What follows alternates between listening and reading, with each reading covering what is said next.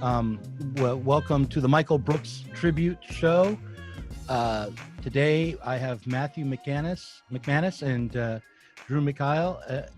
Drew Mikhael is a senior research fellow at Queen's University, Belfast, focusing on the ethnic conflict and splits. He splits his time between writing and working with organizations in conflict and post-conflict states.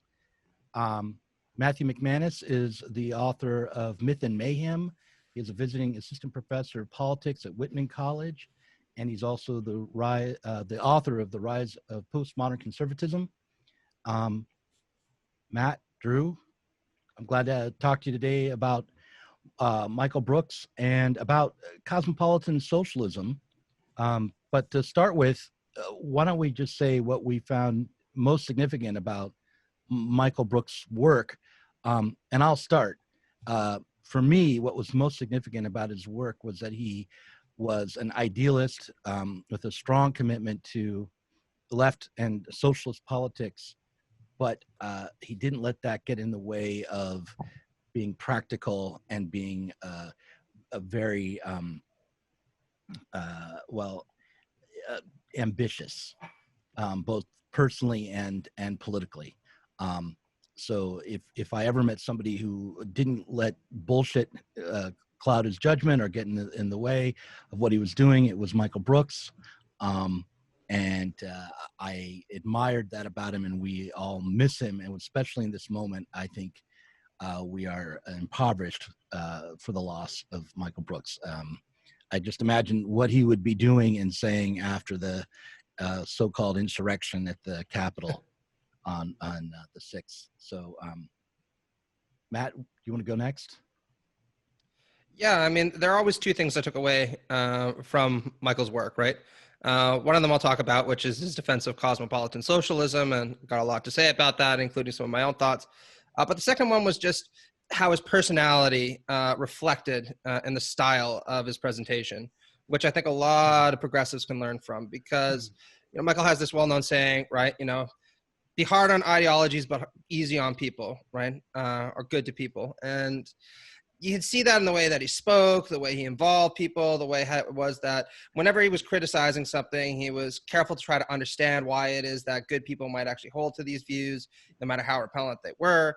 And I think that's what the left needs to see a lot more of, because it makes us seem approachable, it makes us seem funny, it makes us seem, frankly, human, which Michael embodied in his personality and his style of presentation better than anyone else that I can think of. And that's one of the reasons that I'm really going to miss him. Every time I engage with the dude, he would always get back to me and be like, yeah, brother, it's good to talk to you.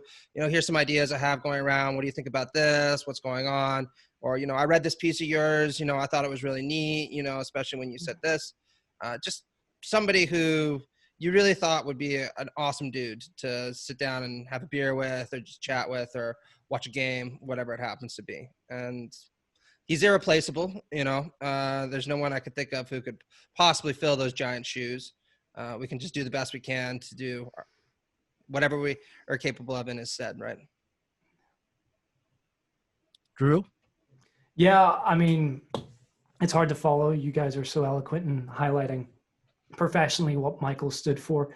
The guy was a fucking awesome talent. I mean, yeah. Quite frankly, putting aside the politics, putting aside everything else, his humor, his level of humor, his talent in impressions, and just even his professional radio voice were drawing. But Matt, what you were saying, which is the fact that whenever I first met Michael face-to-face in 2018, the thing that drew me to him were his ability to be so well read on a topic, to be able to be critical, contextual of the history, and still make it relevant, not only to an American audience, but to a global audience. I'm not American. Yeah. I don't have any skin in the game in the US, particularly apart from in terms of the fact that it has overreaching politics throughout the world, which is enough skin in the game. But and what was important about his show and his interactions was that he drew the commonality between the entire globe. And that was important because when he was doing it, he was tackling like Orientalist tropes And how I came to know Michael, or how he came to know my work, because I sent it to him on Twitter, and he was having a go at Sam Harris quite a lot, deservedly so, and particularly around the radicalization of Muslims and the radicalization question, and how this was a unique problem to Islam. And I think that what we saw last week is that radicalization along failed demagoguery and failed ideologies is implicit in everyone. Anyone can be shaped and shifted.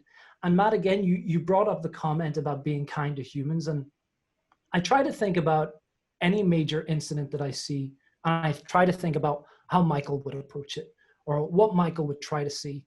And I think that there's an awful lot of need for human kindness on the left in particular, and in particular when we're viewing incidences like the Capitol, where we see people who are so badly led astray, and quite frankly, radicalized in a lot of ways. And whenever we apply our lens, which is trying to understand marginalized communities, I feel that Michael would apply it now. And I feel that whenever we look at these instances, we have to be smarter and better as commentators on the left, and be able to unpack these things over longer formats rather than getting into hot take wars on Twitter. And yeah, I mean, I'm very fortunate to have had several beers with Michael, and yeah, I miss him on a personal level every day. And I think that beyond my missing of Michael, I think that genuinely the movement misses him more than any one individual, because of the value that he brought. Yeah, I should say, just riffing on you for a second, what I always admired was how fucking endlessly patient he was when dealing with some people.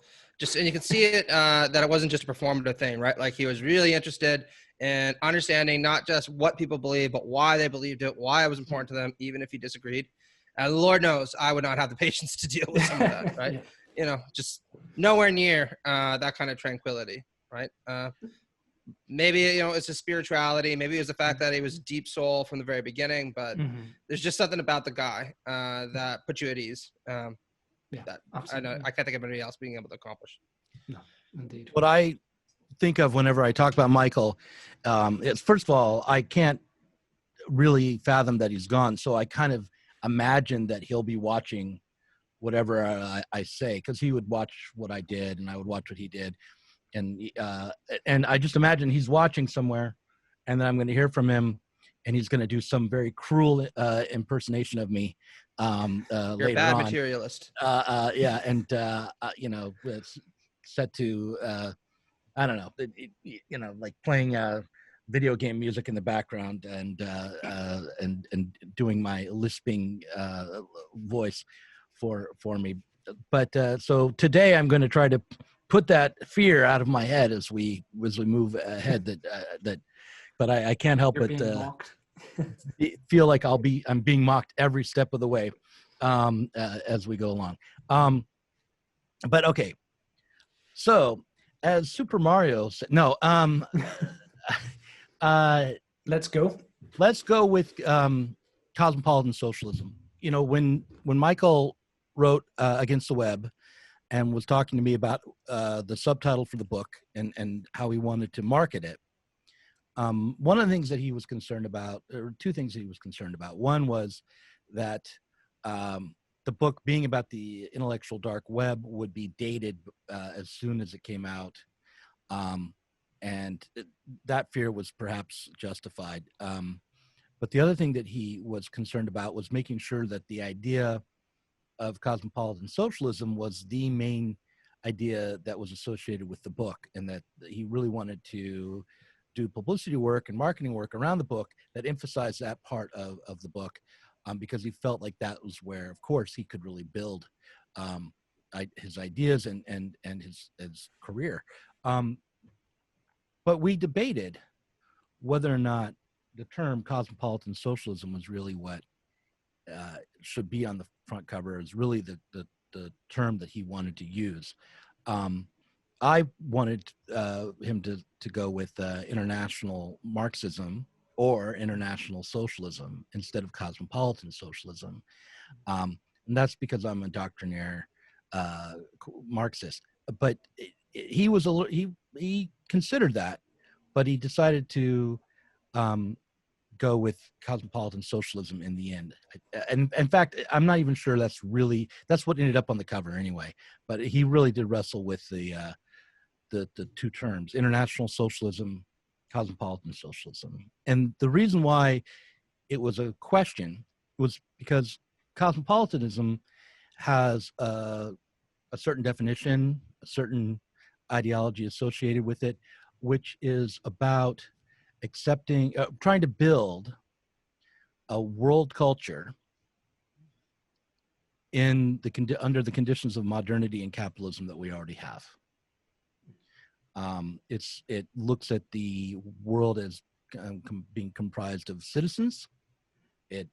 Cosmopolitanism considers that it would be possible to build a world culture with a world government that was harmonious. Now, when you throw the word socialism into the mix, it complicates it. You're verging on introducing the reality of class conflict into your picture. And I know that Michael was very aware of the class conflict, and he wanted to emphasize class politics in everything that he did. But even when you do add the word socialism in, there are very many different kinds of socialism. There's utopian socialism. There's democratic socialism, or there's social democracy, which is a kind of socialism, I think. There's all manner of projects for redistribution, which would allow us to remain within basically a class system, and imagine that we could have a unified world. So I guess the first thing I would ask both of you is, do you think that the term cosmopolitanism can be salvaged, and that Michael would have been able to salvage it and find a way to use it fruitfully in his continued work in the class struggle? Yeah, I think so. And actually, I had a few notes that I was going to talk about this because one of the things I thought was really interesting in his book is that the title suggests that it's mainly going to be a critique of the intellectual dark web and its pretensions. And that's what most of the book is indeed about. But the reason why I think Michael characterized it as a defensive of cosmopolitan socialism is that, first and foremost, it was a critique of reactionary authors and their approach to a very narrow vision of what history and community can be. And I think there are two main points that we can draw out here. First is that the structure of reactionary discourse that Michael talks about in his book tends to dehistoricize and decontextualize. And this might seem a bit of an odd comment, considering that many conservative authors from Burke onwards were keen to critique the abstract thinking that they saw in progressive authors, this tendency to appeal to universal principles about, for instance, class struggle, rather than the perceived wisdom of tradition and so on. But what it seemed to me that Michael was getting at was precisely how the kind of history and the kind of context that reactionary authors appeal to was always monological, settled, and undemocratic. It's a kind of received wisdom where to accept because it comes from a mysterious, transcendent, and authoritative source. The nation, the biography of great men, God, the eternal tradition, which is best perceived and reflected only by a few.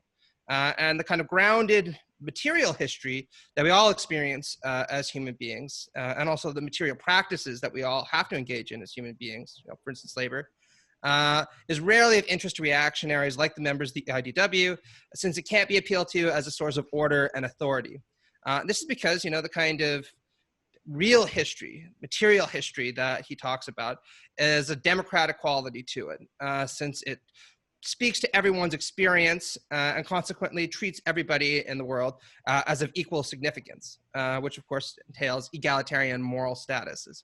And this is probably why authors like the ones Michael criticized, for instance, Jordan Peterson at his work, tend to emphasize this great and profound archetype, but one that's always a set of archetypes, but archetypes that are always grounded in very particular cultures and very particular traditions that are regarded as superior than one another, rather than more humanistic, down-to-earth, mundane language from their perspective, because I think that really speaks to a cosmopolitan material ethos which is central to any genuinely leftist project, or should at least be, in my opinion. Well, yeah, I agree 100% with that, and much more eloquent than how I was going to put it. I think that whenever Michael was talking to me about the book and he sort of thought, these guys, by the time this thing's out, these guys are going to be gone and we're not going to care. And my counter argument was, as Matt was saying, the reactionary authors have existed, propping up and replicating capitalist society and norms and structural hierarchies since the get-go. And I think that, we look at the IDW and we say that Peterson has his set of his archetype and his grand mythical narrative, or certainly a lot of a mythical narrative. And what was very good about Michael, again, was that he just didn't dismiss these people out of hand. He sought to understand. Sure.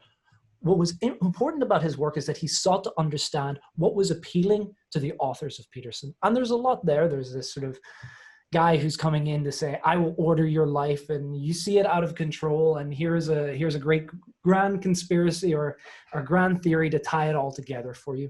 And that was important, that he was there to unpack that, because Peterson or not, these reactionaries, these ideologues are going to come afterwards.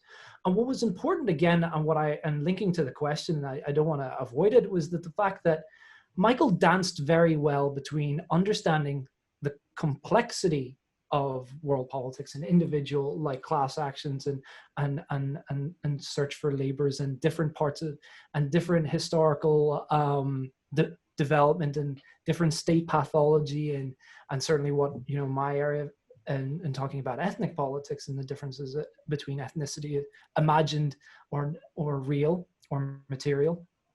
Michael could always frame those within a simple overarching universal truth, which is no hunger, ability for everyone to have a say in the democratization of their society and in their workplace. And what I liked, and in speaking about rescuing cosmopolitanism, I think that cosmopolitanism has that appeal. It has that appeal that we are part of a grand, and without getting too woo-woo about it, we are one species. And we have these abilities to make myths, and we share our stories via transgenerational history, and we pass on our myths, and they inevitably form a part of our subjective experience to the world. And what was good about Michael's work, and I alluded to this at the start, was the ability to draw these concepts together and house them in universal truths that were not slave to some of the demagoguery that we see of the IDW, which is promoting Western values or or colonial chauvinism, or making excuses why slavery wasn't really that bad, or the numerous different reactions and takes that the IDW had. And so what I feel that it has a lot more, just maybe to throw a little bit of spice in the water, that that I actually prefer the title as Cosmopolitan, because we try to retake, because he was trying, and I think quite successfully, making the argument, certainly, and I've shared my copy of the book and with people who may not be of natural left persuasion, who have come back, and actually there's a real human element here that actually allows people to see the wider context of our own subjective and material experiences without running roughshed over the historical context of each place. I just wanted to follow up with that and say that's exactly what I liked about Michael's prose and personality, right? Every now and then when you hear cosmopolitan anything, you kind of think of the same rhetorical attacks that Marx made against the utopian socialists, right? That one day the human race will be as one, John Lennon will be there with his piano, the ocean will consist of lemonade, and there'll be rainbows in the sky, and everybody will be smoking a big joint and be happy, right? And you kind of think, oh, well, this nice dream, but it's kind of substanceless, right? On the other hand, there can be this propensity for leftists to almost adopt a cynical, combative stance to try to juxtapose themselves against these utopian inclinations. And while there's a lot of uses for that, I also find it can sometimes be uninspiring, right? And what made Michael so refreshing to me as a voice was he could do the utopian stuff, give you a sense that there was a better world, that we're all human, that we should love one another and care for one another without sacrificing the kind of hard-edged analysis that you see with leftists at their best, right? And it's a rare gift right? And very few people I can think of are able to pull that off. And he did it, kind of made me jealous, right? So effortlessly, you know, Yes. in Yeah. that book. Yeah, and I was always stunned by his ability to communicate the complexity and yet boil it down to what was the important task, or what were the important takeaways for someone who, as well read as Michael was.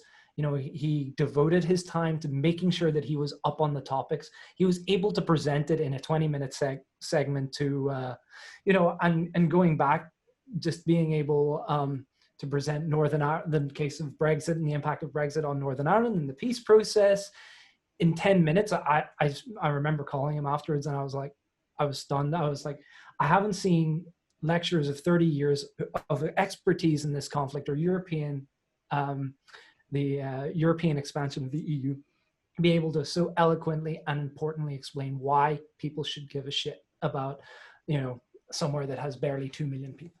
And it speaks again to, you know, I'll keep hammering it on. I'll keep hammering the point back, which is that Michael didn't make the disconnection between people in different states, and someone who like focuses on migration and forced migration, that was always appealing to me, that there was an understanding that that if you were happened to be born into circumstances that were beyond your control, that were subject to either, and certainly where I work in the global south mostly, that are subject to neo-colonialist policies, that you should not have to suffer certain inalienable rights. And I think that whenever you look at the people who make up the IDW, the Pinkers of the world, who spend their time running cover for the economic system as it is, and portraying this grand narrative that actually, if you're looking at the GDP, this third wave, Bill Clinton style politics, that it's all fine. But more than that, Michael was able to unpack that and show that the inequalities of the system, and then bring us all together. And he was able to do it in 2 minutes. You know, he really reminded me of his hero Cornel West in that respect, right? Mm-hmm. Because, you know, Cornell is another one of those people who manages to make the particular universal in such a transcendent manner, right? Where he speaks a lot to the experience of being impoverished in the United States, being a person of color in the United States, all the problems that are associated with that. But he always has one eye to the kind of human dimension of these narratives. And he never allows it to kind of be boiled down to what David Harvey criticizes as a kind of militant particularism, right? This is who we are. We only care about ourselves, and we're advocating on behalf of what we want, you know, and everyone else can just kind of toss off, right? And it's a shame because, you know, I remember seeing Cornell's segment on Michael with his own presentation here, and listening to him talk, it just made me feel sad for how much more of the journey Michael had ahead of him, and how we're all at a loss now that he's not here to, you know, finish up what he started. Yeah, absolutely. We can do it per impression, but yeah, I guess that's, you know, and why we're here to try and at least try and speculate and hopefully map out a path of what Michael would have, where he would have taken his work and how effective he would have been. Yeah, exactly. So, all right. Well, I want to interject and say a couple of things about cosmopolitanism and the socialist utopians. You know, it's important to understand when Marx is critiquing the utopian socialists, that he wasn't critiquing them for having a utopian vision. He wasn't saying we shouldn't imagine a better society. He was saying really that the ways in which they tried to imagine a better society and tried to plan out a new world were inadequate. And they were inadequate not only because of the people involved, like the limits of their imaginations or intellect, but also because the material conditions hadn't developed enough for them to be able to see clearly the implications of the kind of relationships that they were basing their utopian visions on. That, in other words, capitalism hadn't fully developed at that time, so they didn't have the opportunity to see all the contradictions that would arise from that form of production. So his critique was not that we should not plan for a new society, or that we shouldn't try to envision a new society. It was that when we do so, we should make sure that we are understanding this one adequately enough so that we don't reproduce it. So in that vein, to return to cosmopolitanism, the difficulty here is when you are starting within capitalism, when you're starting within the modern world as it is now, and you're trying to speak to everyone to get people involved in a radical project, you are stuck using the ideas and the terms and referring to the reality that exists now. We could have tried to invent a new term to describe a utopian future, one where there could be a world culture, but it wouldn't have been cosmopolitanism, because it wouldn't have been based on the split that exists within this culture now between the rural and the urban, which the cosmopolitan ethos reflects an urban ethos, right? And a global urban elites ethos even. So we could have chosen to develop to come up with a new term, or to embrace the old one of internationalism, which unfortunately had its own baggage, right?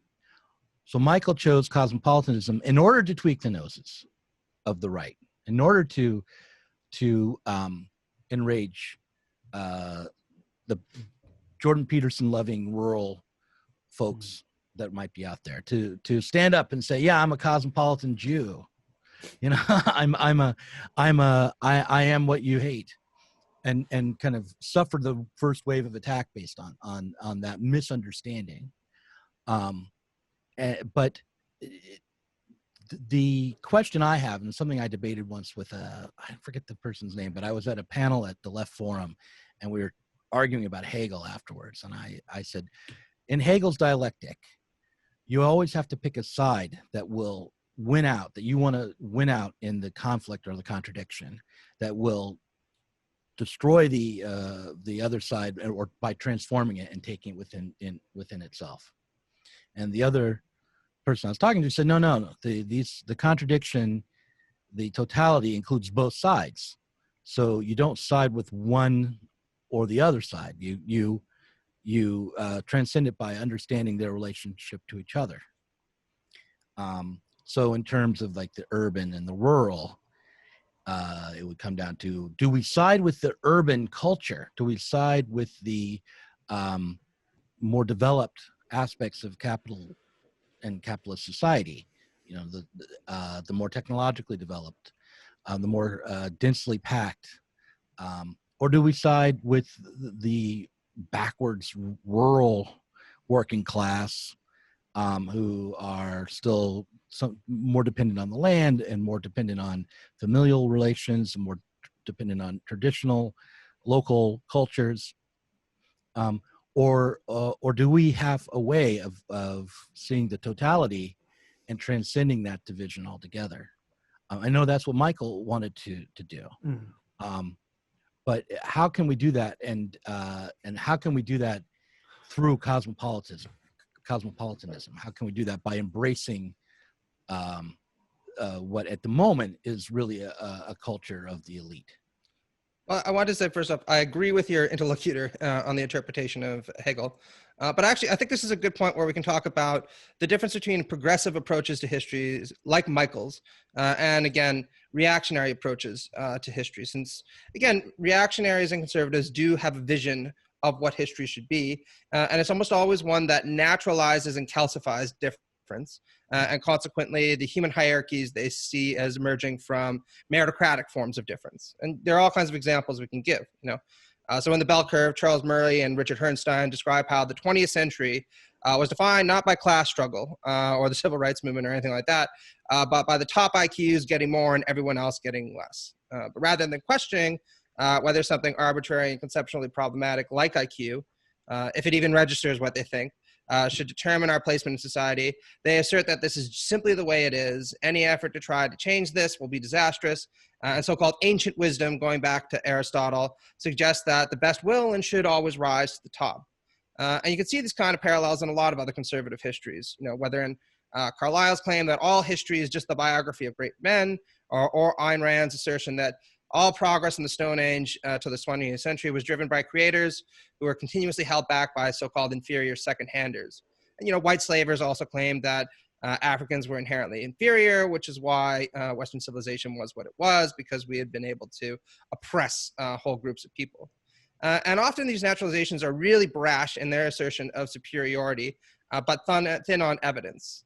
They appeal to mystical or pseudoscientific defenses, as in the scholastic argument for the feudal system as being the product of God's will, or Arthur de Gobineau's pseudoscientific defense of an aristocratic hierarchy of races, with the so-called Aryan being on top, which is of course kind of ominous. But the reason why these are problematic isn't just that they're mystical or that they're pseudoscientific, more often than not. It's that they fail to recognize how these seemingly natural hierarchies are in fact very much the product of contingent historical circumstances, and the differences which result are therefore either arbitrary or more often than not a product of oppression.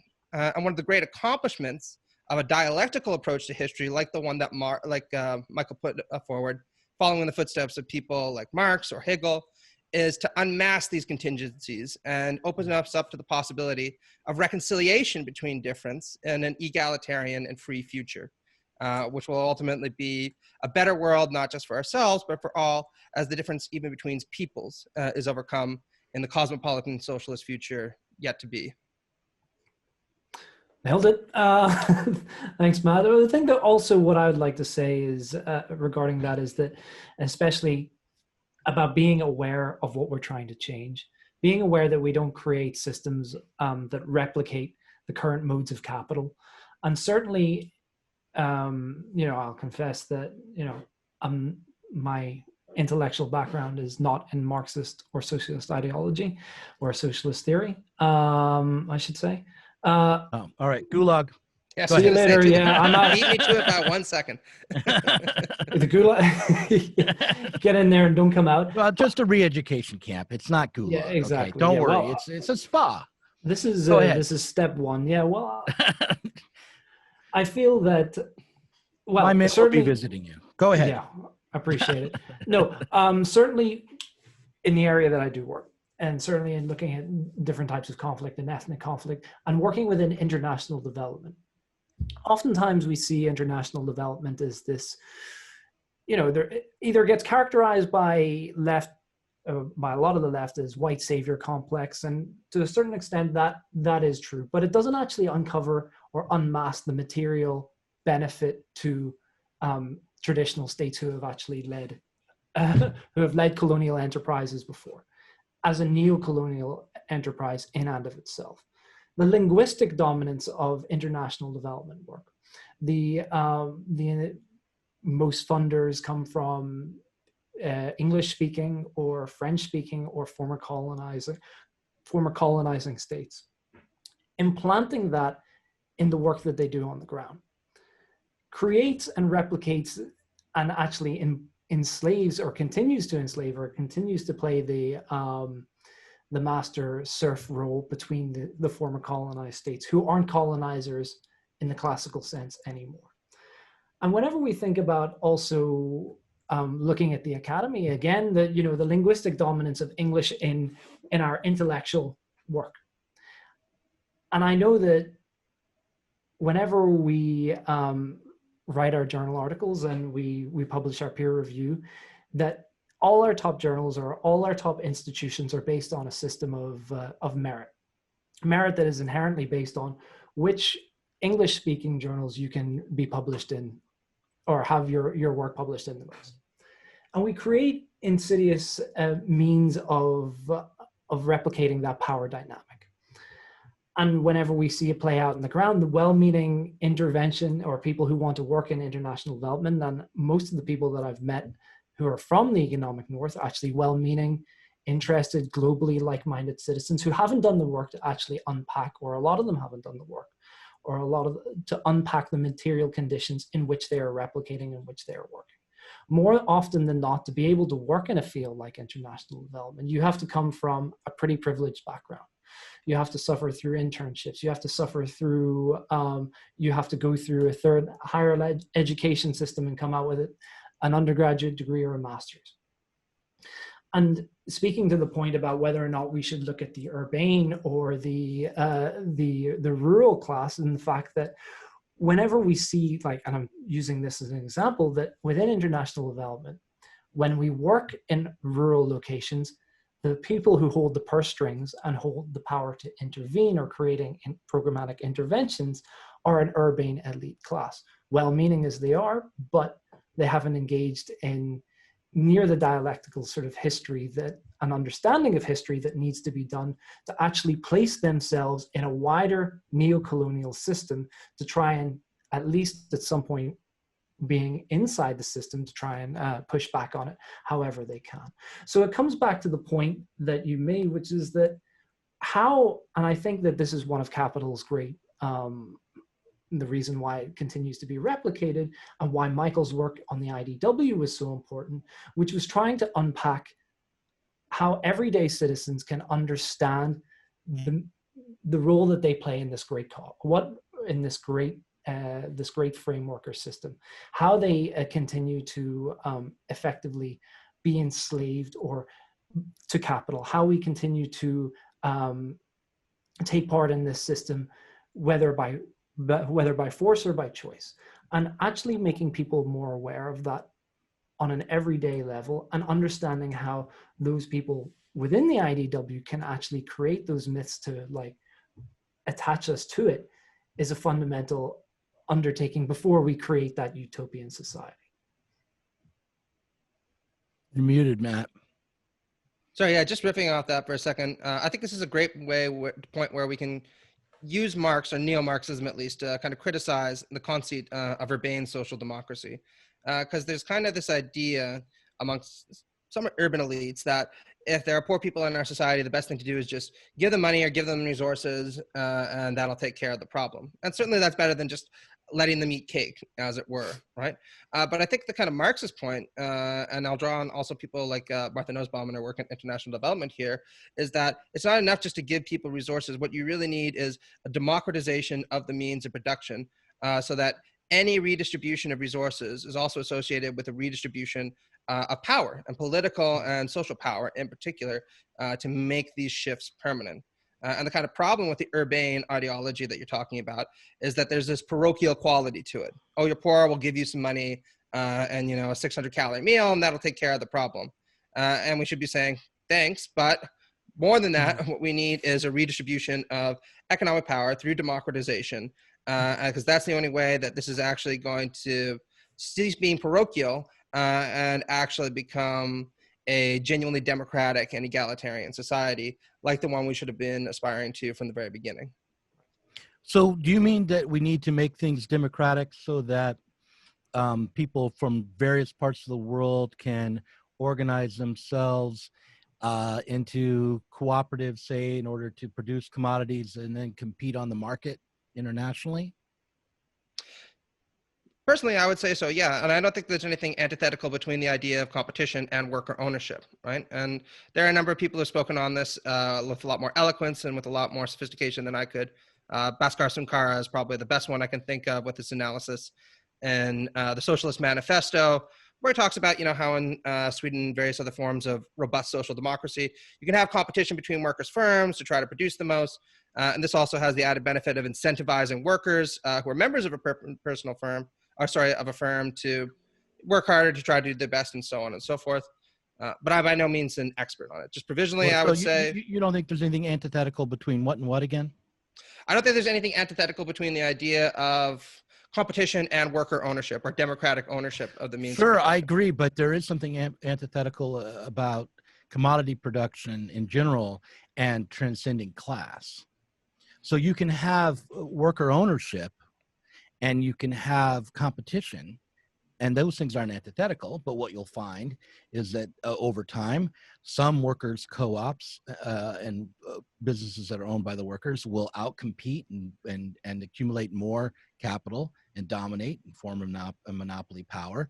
And meanwhile, all along, the class and all the conflicts that comes with class society will continue on. Certainly, if you have workers co-ops in the first world, say in the United States, competing with newly developing workers co-ops in Africa, you're not going to be talking about any kind of fair play in the marketplace, and the workers co-ops in the United States will just decimate the competition because of the over, they're so developed in comparison. But even if you start with a level playing field, the tendency is for capital to accumulate and for competition to lead to concentration of power. And it has nothing to do with the political forms or the ownership in the factories. It has to do with the way that we're producing and what we're producing for, what the aims of our production are. So for me, a socialist project is a project to give workers power to transform society, not merely to operate well within it as it is. Well, I don't want to dive into this too much since we'll be deviating really far away from I'm here to do, just to be that guy throwing them all cocktail. Just to give two quick responses, right? First off, I think that I absolutely agree with you about the kind of nationalist internationalist problem that you raised. And I think we saw exactly these kind of dynamics playing out with the Bernie Sanders campaign, where there was a lot of anxiety about whether or not the kind of reforms he was proposing might be antithetical towards or a generous immigration and multicultural policy, right? Now, I think there are ways of resolving this precisely by talking about a cosmopolitan socialism, and both by theorizing about why it is that any genuine socialism needs to be international or cosmopolitan, and why it is that if it's not international or cosmopolitan, what you're eventually going to see is the retrenchment of capital in different parts of the globe, which are eventually going to cause serious problems for any state that tries to do socialism in one country, a la the USSR, right? So there's that matter. Secondly, on the point of whether or not we should be trying to prioritize the overcoming of class struggle by eliminating competition wholesale, I can just say that this is where you and I differ, Doug, because I'm a liberal socialist, right? And I ultimately believe that the goal of any kind of cosmopolitan socialism should be to adherence to the Rawlsian principle of maximizing the benefit of the least well-off rather than the overcoming of class struggle. And I think this would be better, better accomplished in a society that allows some levels of competition than one which prioritizes the overcoming of class struggle at all costs. Okay, but I mean, I don't want to get into that too much because we'll be really thick in the weeds of the difference between kind of Rawlsian liberal socialism and Marxism if we decide to go down that road, right? Right. I mean, what we'll end up with is a class conflict.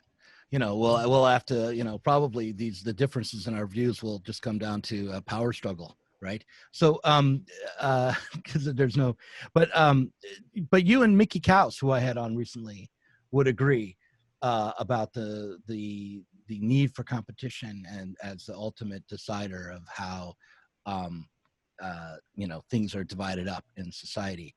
But I think you would disagree with Mickey, although I think he's consistent in his beliefs that things like welfare reform were a positive development, or that you don't have to worry about income inequality, you just have to worry about social inequality.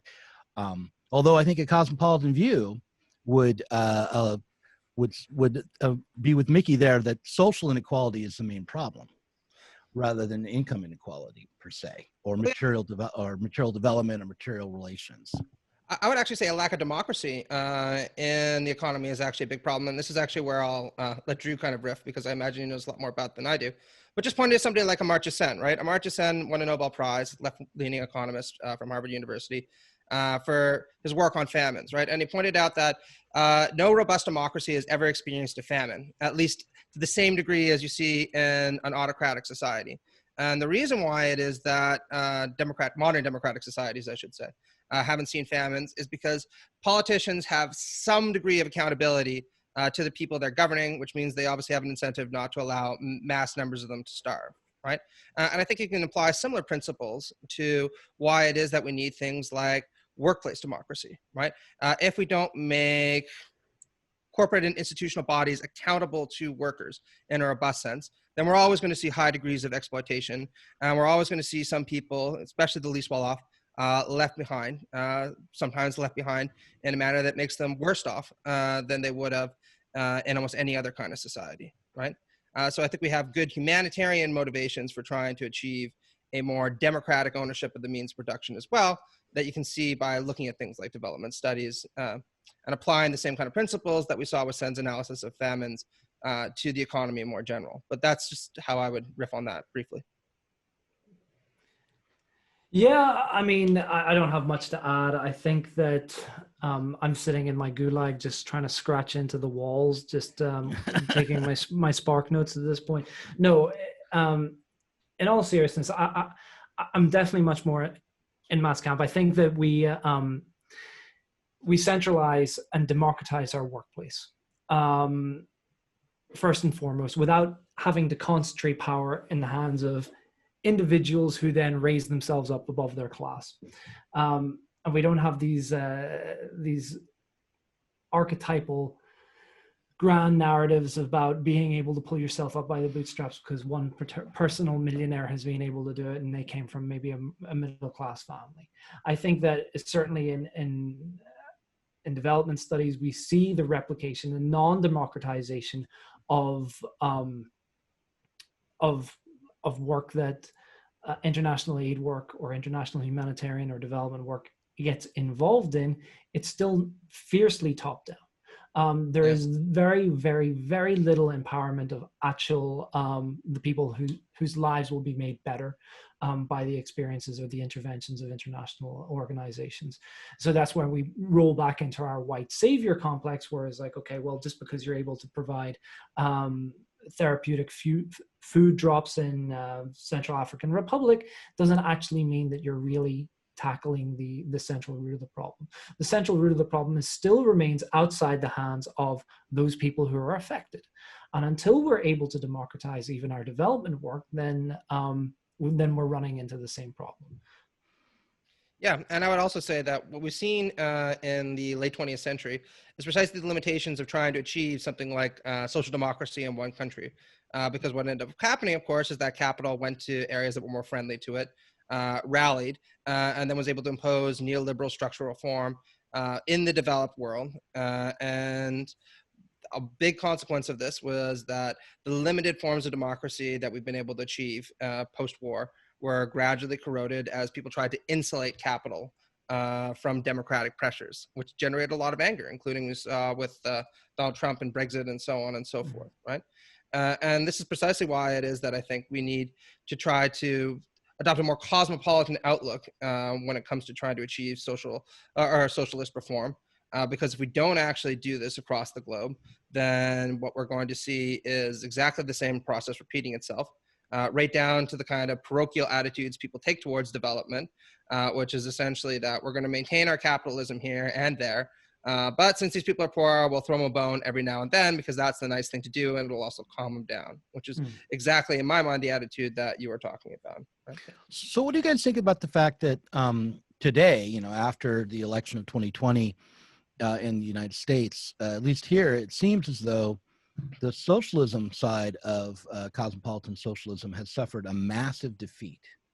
It has been put down, it's strangled in its sleep.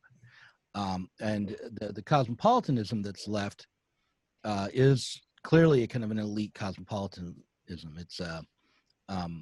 It's one which is turning to big tech corporations in order to enforce a culture of diversity and acceptance and a culture of conformity in the world, or at least in the U.S. and in the Western world. How do you see the forces of reaction right now? Do you think that cosmopolitanism on its own can squash this reactionary movements, all the reactionary movements, and are we going to be able to revive socialism? I think that we will, and part of the reason is I'm not as pessimistic as some people are about Biden being elected. And Ben Burgess and I wrote an op-ed talking about this, right? And one of the reasons, as many people have pointed out, is that as bad as Biden probably will be, in fact, I think already is, Trump would have been vastly worse, right? Trump posed, in many senses, an existential threat to American democracy And like it or not, American democracy still is the model by which most of the world around which most of the world turns. And he also posed an increasingly existential threat to the planet through his bad environmental policies, his fostering of dangerous right-wing populism around the globe, you name it, right? So at least with the election of somebody like Joe Biden, we can maybe get a pause where we can catch our breath and try to build on the achievements of the two Sanders campaigns. Now, whether or not what that means in 2024, we're going to see a third Sanders campaign or someone claiming his mantle, who can say, right? I think the latter is probably more likely given Bernie's advanced age. But I think that we've learned a lot from these two failed campaigns, and it's very possible we might fail again, but I think that the Beckettian axiom applies here, right? Fail again, fail better, and then eventually, hopefully you won't fail. But there's clearly a real appetite for major reform. I mean, this is the second time where a democratic socialist, self-described, was the second major candidate for office in the Democratic Party. I see that as reason, if not for optimism, at least for hope, which isn't quite the same thing. Certainly for encouragement. And I think that it's worthwhile from an outside perspective, understanding just quite how fiercely capitalist the US is. I mean, this is a country that, to large swaths of the population still revere Ronald Reagan, who set us really on an accelerated path for neoliberal policies and the inequality that we've seen today writ large. But I think that there's an important fundamental. It's worth pointing out that one of the biggest fans of Ronald Reagan was Barack Obama, right. And one of the biggest students of Ronald Reagan was Bill Clinton, and that Joe Biden is a continuation of the legacy of Ronald Reagan, just in his economic policies. So go ahead. 100%, exactly. And this was Michael's point. This was something that he made, and I think that in speaking to or looking at his audience and hearing his audience through Twitter or watching it and reading it on Twitter, you see the eyes being open to the third wave neoliberal milquetoast politician in different guises, whether it's just like charming bills like Southern Charm, or it's Barack Obama, or it's whoever comes in. There's really not an awful lot of difference that'll actually make a significant change in the lower strata, the impoverished, marginalized classes, economically. They may come in slightly different social formats, but the reality is that not a great deal of change is going to happen. And yes, and whilst we can all sort of feel a little bit disappointed that Biden isn't going to usher in significant social economic change, the fact is that he halts like a significant deterioration in democratic principles for a start. A week after an attempted coup on the Capitol, we understand just how fragile democracy is. And somewhere that has as many checks and balances as the US in terms of its division of power, we still came dangerously close to something possibly quite catastrophic. Maybe not stemming from the Capitol Hill or attack itself, but certainly from Trump's 4 years of grandstanding, we've seen an erosion of trust in fundamental democratic principles like the election itself. And I think that certainly, and speaking with a lot of, and being in the UK and Jeremy Corbyn's failure, there's a lot to sort of like, you can harangue yourself quite clearly over some of the failures of socialist left-wing politics. However, I'm encouraged by the fact that we have seen a growth of some very independent or some very stern voices who are within the US political establishment, who are now actually promoting policies that killed Bill Clinton's first term in presidency into his second term, and promoting a Medicare for all, or a national health service for all, to the point that that's actually the popular opinion. And I think that this is that shouldn't be lost, that that the US population's appetite for socialist policies has seemingly shifted. And I think that with that shift, that we'll see hopefully, and this is where, you know, I'm going to take the positive line, an incremental change to more left normative politics from hopefully presidential candidates and candidates in Congress and the Senate. Yeah, I think that was really well put. And what I wanted to say, and what I've always been saying on this point, is that bad does not mean worst, right? Biden is bad. Trump is the worst option that we had available to us, you know, aside from a resurrected Mecha Hitler or something like that. But, you know, I always, you know, one of my points about hope rather than optimism is an optimist is just a cynic is just an optimist who's been disappointed, right? I think there are reasons not to be optimistic about what a Biden administration is going to be able to achieve, but I think there are reasons to be hopeful that the left can learn from its failures in the past and use this window to actually reconstruct something like a viable political movement. And I think there are a lot of reasons why it is that we can be hopeful. So one of the things that the Biden administration has promised to do is to rebuild unions and try to at least not be as hard on the labor movement as the Trump and various GOP and Clinton administrations were, right? And I think this is actually extremely important because if you look at the history of even minimal social democratic reform in the Western world, social democracy always depended on a robust unionized labor force in order to provide a little bit of political clout behind left-wing parties, right? So we can use this opportunity to try to rebuild there. I think the other thing that we can be hopeful about is the fact that we see politicians like AOC and the rest of the squad who occupy very prominent positions in Congress and are probably going to in the near future. You know, they're young, they're dynamic, they have good ideas, and they're very social media savvy. Maybe we can build upon that in the future. Because fundamentally, I think that Noam Chomsky hit the nail on the head where he said, look, we can all too easily give in to the liberal temptation of fetishizing electoral politics as the only kind of politics. Politics doesn't stop when the election ends in 2020, or I guess now 2021, since we're now in a never-ending election period, right? One kind of politics is casting your ballot. The next kind is trying to get your workforce unionized, building up the labor movement again, trying to make donations to progressive politicians, and backing them up with strong activists and labor unions, and moving towards social democracy and democratic socialism that way, right? And that's why I'm hopeful, if not necessarily optimistic. Well, I feel like this has been a really good conversation. I hope that I hope Michael up wherever he is not mocking me too much and is not face palming too much as we get to the end. Is there some things that we might want to say here at the end of the conversation that we missed, or issues that I should have raised that I didn't? I just feel it's bad that none of us are any good at impressions, since I feel, you know, not having one of those in this is inappropriate, right? We're not. It is.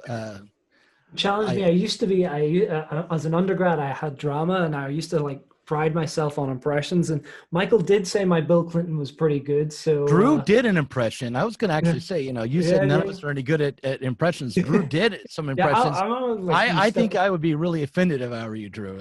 Yeah. You should probably take it ignited outside. The internal capitalist in me to compete for the left-wing podcaster impressionista space. So, but yeah, I have to say that just as a personal story that I was driving Michael down to Dublin Airport so he could catch his flight back home. He basically gave a virtuoso riffed Nation of Islam Barack Obama for at least half the 2-hour journey, which made the time fly by. But yeah, again, I think just even the imagination to be able to sort of point out the dichotomy of someone like Obama, who was seen by one side of the American political establishment as this great danger to fundamental capitalist values and social values, but actually, as Doug, you pointed out, was just a guy who is completely replicating the system, the economic system as it was already in place. Yeah, I mean, didn't he say at one point that if he was a politician in the 1980s, he would have been considered something like a Reagan Republican? Right. I'm shit at impressions. You know, I once tried to do one of a stereotypical Canadian accent, and I'm Canadian, and my students found it offensive. which was kind of a weird hyper real world for me, where I'm like, you find it offensive that I'm trying to imitate my own, whatever, fucking. But yeah, just whenever I talk to Michael, I was always struck by his humanity, his sense of humor, like you said, his erudition, and what really fucking pissed me off when I found out that he had passed away. And I called Ben Burgess, who's a mutual friend of ours, to confirm it, because you hear so much trash on the internet, and I just kind of was like, it can't be true, right? It's just somebody, saying some kind of bullshit, right? And he said, yeah, as that I had always wanted to get to know the guy better, because he was just a cool dude. We had good conversations. I was looking forward to one day actually meeting him in person, grabbing a beer or something. And I kind of feel cheated that we'll never get that opportunity. But I loved taking a look at his book again for this presentation. I really, really enjoyed going through some of the old episodes and trying to pick up what he said about cosmopolitan socialism. And for a little while, it was kind of like he was there again, because I was still learning from him. And I think that's the best tribute that one can pay to him. I'm still learning from Michael even after his death, and I'm sure I will for years and years to come. He left as much as we were cheated of Michael, Michael was cheated of so many things that he wanted to do. He was, as I said at the beginning, a very ambitious person. He was a very energetic person. He was truly a force, a life force on the left. And he really had his eye on the prize. He was going places, and the fact that it was cut short the way it was, it just is. It's one of those cosmic horrors. It's just a fundamental wrong. And when you look at pictures of him, and you see the light in those eyes and the grin on his face, you say to yourself, this guy was not ready to leave. He was just getting started. So it's a tragedy. Sure. Yeah, I guess the only thing that, knowing and seeing Michael's performance on the night that it was confirmed that Bernie had lost the primary race was his ability to try and sort of pick out the positive, or at least pick out a means to go forward. And if there's something that we're left with Michael, we're left with a repository of hundreds of hours of important intellectual discussion on a vast range of topics that hopefully that we can, and again, sort of trying to square the circle today, trying to understand what cosmopolitan socialism is, trying to understand where the weaknesses in capital should be seen and how we can attack it, and how we should think about it, and how we should analyze the forces that continue to impoverish and marginalize us. And anyone who wants to begin their education can look at the legacy of his work. And I'm sure that, hopefully we can grab a few more people to be mobilized by that. Then, that's airing tribute that Michael can be proud of. Sure. All right.